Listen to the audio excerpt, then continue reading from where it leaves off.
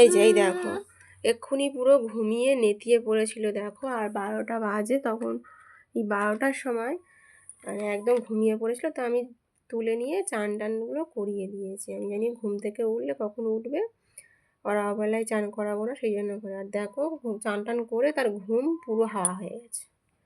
তোমার ঘুম পাচ্ছে না? বাবা বাবা, কি সুন্দর না বলছে দেখো আমার। কোলের মধ্যে একদম ঘুমিয়ে নেতিয়ে পড়লো। আমি ভাবলাম তাড়াতাড়ি করে চানটা করে দিই, না হলে এবার কখন উঠবে তার নেই ঠিক। চানটা করাতে গিয়ে ঘুমটা গেল 12টা বেজে। এবার সারাক্ষণ বসে থাকবো।